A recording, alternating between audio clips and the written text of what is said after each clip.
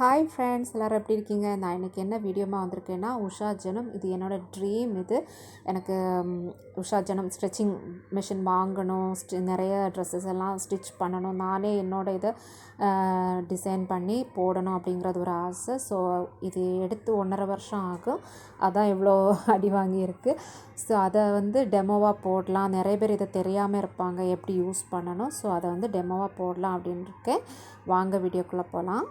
ஃபஸ்ட்டாக லென்த்தை பற்றி சொல்கிறேன். இது ஸ்டிச்சிங்கோட லென்த் எவ்வளோ இருக்கணும் அப்படிங்கிறது தான். நான் 1 or 2க்குள்ளாடி தான் போட்டு யூஸ் பண்ணுவேன். அப்போ தான் ஏதாவது மிஸ்டேக் இருந்தால் அதை எடுத்துகிட்டு திரும்ப பண்ணுறதுக்கு கொஞ்சம் ஈஸியாக இருக்கும். அடுத்து செலக்டர். இது நம்ம எந்த மாதிரி ஸ்டிச்சிங் பண்ணணும் அதுக்கேற்ற மாதிரி போட்டு யூஸ் பண்ணணும். இது சீலை இது போடுறது மேக்ஸிமம் பிகோட் ஓவரில் அது ஹெம் பண்ணுறதுக்கு தான் நம்ம இதை யூஸ் பண்ணுவோம். இப்போ காமிச்செல்லாம் ப்ரெஷர் ஃபுட் அது போட்டோன்னா நம்ம சீலை வச்சு இது பண்ணலாம். இது நார்மல் ஏல போடுறது நார்மல். அதுக்கப்புறமா இது நம்ம என்ன மாதிரி ஸ்டிச் தேவை அதை ஏபிசிடி அப்படியெல்லாம் இருக்குல்ல. இது 4 to இதை லெந்தில் போட்டுட்டு ஏபிசிடி இந்த மாதிரி இருக்கிறத செலக்டரில் போட்டு நம்ம ஸ்டிச் பண்ணலாம். அப்போ அதுக்கேற்ற மாதிரி ஸ்டிச்சிங் நமக்கு வரும். அதுக்கப்புறமா நூல் போடுறது தான் இது. 2 இது கொடுத்துருக்காங்க நூல் போடுறதுக்காக. அதில் நூலை போட்டு யூஸ் பண்ணலாம். நெக்ஸ்ட் ஒன் நம்ம பாபினில் நூல் லோட் பண்ணுறதுக்கு தான் இது வச்சுருக்காங்க. இதில் பாபினை போட்டுட்டு அதை டைட் பண்ணணும். டைட் பண்ணிவிட்டு சைடில் இருக்க அதை கொஞ்சம் நீட்டி எடுத்து விட்டுட்டு நம்ம இது மிஷின் இருக்குல்ல, அந்த மிஷினை ப்ரெஸ் பண்ணும்போது ஃபுல்லாக லோட் ஆகும். நமக்கு வேறு எந்த இதுவுமே இல்லை. நூல் போட்டுட்டு இதில் கொஞ்சமாக லோட் பண்ணி விட்டுட்டு ஆன் பண்ணி விட்டோன்னா நூல் அதில் லோட் ஆகும் ஃபுல்லாக. இது ஸ்டிச்சிங் பண்ணும்போது செலக்ட் பண்ணி வைக்கணும். நான் மேக்ஸிமம் 6 or 7 தான் வச்சுட்டு ஸ்டிச் பண்ணுவேன். அடுத்து அதில் நூல் போட்டு காமிக்கிறேன். நூல் அதிலேருந்து எண்டிங் ஒரு இதை எடுத்துட்டு அதில் லைட்டாக உள்ளாடி போட்டுட்டு இப்படியே எடுக்கணும். இப்படியே எடுத்துட்டு சின்னதாக அந்த ஹூக் மாதிரி இருக்குல்ல அதில் போட்டுட்டு திரும்பவும் அதே இதில் தான் கீழே அப்படியே கொண்டு வந்துட்டு சின்னதாக திரும்பவும் ஒரு ஹூக் மாதிரி இருக்குது.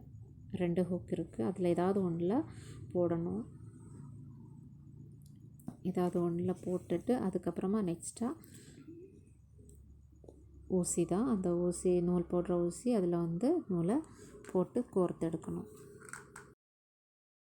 பாருங்கள், நூல் போட்டு நம்ம எடுத்துட்டோம்.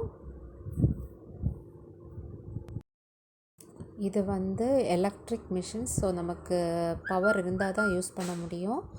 இதுதான் கனெக்டர். நம்ம இதில் 2 ஒயர் போகும். ஒன்று நம்ம கால் வச்சு மிதிக்கிறதுக்குள்ளே அந்த ஒரு மிஷினில் போகும். இன்னொரு ஒயர் ப்ளக்கில் குத்தணும். ஸோ அந்த மாதிரி 2 ஒயர் போகும். அது பின்னாடி அந்த இது சுவிட்ச் ஆன் பண்ணோன்னா அங்கே எல்இடி பல்ப் இருக்கும், அது ஆன் ஆகும். ஸோ நமக்கு கொஞ்சம் கிளியராக பார்த்து ஸ்டிச் பண்ண முடியும். நெக்ஸ்ட்டு இதில் ஆயில் போடுறது. நான் இந்த இடத்துலலாம் ஆயில் போடுவேன். எப்போவாச்சும் மேக்ஸிமம் ஆயில் போட வேணாம், எப்போவாச்சும் ஆயில் போட்டால் போதும். இது நம்ம பின்னாடி ஸ்டிச்சிங் பின்னாடி போகணுன்னா அதை வச்சு ப்ரெஸ் பண்ணும்போது பின்னாடி போகும். இல்லைன்னா நார்மலாக முன்னாடி போயிட்டுருக்கும். அந்த மாதிரி யூஸ் பண்ணலாம். இதெல்லாமே எனக்கு இந்த ஸ்டிச்சிங் மிஷின் கூட ஃப்ரீயாக கிடச்ச ப்ரெஷர் ஃபுட்ஸ். இது தான் நார்மல் ஸ்டிச்சுக்கு யூஸ் பண்ணுறது. இது பட்டன் தைக்கிறதுக்கு யூஸ் பண்ணோம். அதுக்கப்புறமா இது பீகோட் ஸ்டிச்சிங் அதுக்காக யூஸ் பண்ணுறது. இது பைப்பிங் பண்ணுறதுக்கும் ஸ்லிப்பெல்லாம் ஸ்டிச் பண்ணுறதுக்கும் இந்த ப்ரெஷர் இதாகும். இது சாரி ஃபாலெல்லாம் ஸ்டிச் பண்ணலாம், அதுக்காக யூஸ் பண்ணுறது. அதுக்கப்புறம் இது ஸ்க்ரூ ட்ரைவர் மாதிரி மிஷின்லேயே நம்ம இப்போ அந்த தையல் ஊசி மாற்றணும் அப்படின்னா அதை லூஸ் பண்ணிவிட்டு நமக்கு அதை ஊசி எடுத்துகிட்டு அதுக்கப்புறமா டைட் பண்ணலாம். அந்த மாதிரி இது நூலெல்லாம் கட் பண்ணுறதுக்கு, அப்புறம் ஸ்டிச்சிங் சரியாக விழலைன்னா அந்த நூலை எடுத்து விடுவோம். அதுக்கெல்லாம் யூஸ் ஆகும். அங்கே வர நூலெல்லாம் கட் பண்ணி விடணுன்னா இதை எப்படி கட் பண்ணி விட்டால் போதும். அதுக்கு தான் இதை நம்ம யூஸ் பண்ணுவோம்.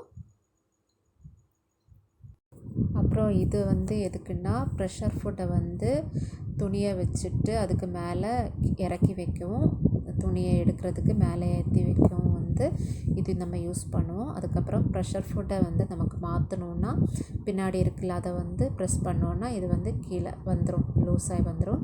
அப்போ அதை எடுத்துட்டு அடுத்து வந்து வேறு ப்ரெஷர் ஃபுட்டை வந்து நமக்கு அதுக்கு நேரே வச்சுட்டு இந்த பிளாக் கலர் இருக்குல்ல அதை வந்து நம்ம வந்து கீழே இறக்கணுன்னா இதில் ப்ரெஷர் ஃபுட்டில் கரெக்டாக வந்து இறங்கி இருக்கணும். அந்த மாதிரி வச்சு நம்ம எடுத்தோன்னா அடுத்த ப்ரெஷர் ஃபுட் வந்து அதில் இருக்கும். இப்படி தான் வந்து நம்ம வந்து பைப்பிங் பண்ணணுன்னா இப்போ நான் வந்து வச்சுருக்கிறது வந்து பைப்பிங் பண்ணுற ப்ரெஷர் ஃபுட் தான் வச்சு நான் இப்போ அதை வந்து ஜாயின் பண்ணி எடுத்திருக்கேன். அதுக்கு யூஸ் ஆகும். அதுக்கப்புறமா வந்து இந்த பிளாக் கலர் இது வந்து நம்ம இருக்குல்ல அந்த ஸ்க்ரூ ட்ரைவர் இது வச்சு லூஸ் பண்ணணும். லூஸ் பண்ணி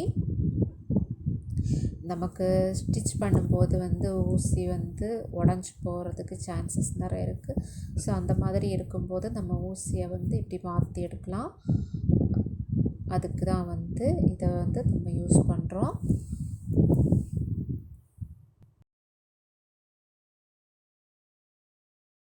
பாருங்கள், ரொம்ப டைட்டாக இருக்குது. இந்த மாதிரி வச்சு நமக்கு ஸ்டிச் பண்ணலாம். இதுதான் வந்து மோட்டார். நம்ம இதை வந்து ப்ரெஸ் பண்ணோன்னா இங்கே வந்து ஸ்டிச் ஆகும். ஸோ இது கரண்ட் பவர் இருந்தால் தான் வந்து இது யூஸ் பண்ண முடியும். இல்லாமல் சாதாரண மிஷின்லேயே வந்து இந்த மாதிரி மோட்டார் வச்சு யூஸ் பண்ணலாம். என்னோடய இந்த உஷா ஜனோம் மிஷின் வச்சு நான் ஸ்டிச் பண்ண கொஞ்சம் ட்ரெஸ்ஸோட ஃபோட்டோஸை நான் இங்கே வந்து ஷேர் பண்ணுறேன். இந்த ஸ்டிச்சிங் மிஷின் இருக்கிறனால எனக்கு ரொம்ப யூஸ்ஃபுல்லாக இருக்குது. எனக்கு என் குழந்தைங்களுக்கு ஸ்டிச் பண்ணி அந்த ட்ரெஸ்ஸை பார்த்து பிடிச்சதுனால நிறையா ஆர்டர்ஸ் வருது. அப்படி வந்து எனக்கு ரொம்ப யூஸ்ஃபுல்லாக இருக்குது இந்த மிஷின் இருக்கிறதுனால. ஸோ இந்த வீடியோவும் நிறைய பேருக்கு யூஸ்ஃபுல்லாக இருக்கும் அப்படின்னு நம்புகிறேன். வாட்ச் பண்ணுங்கள், யூஸ் பண்ணுங்கள்.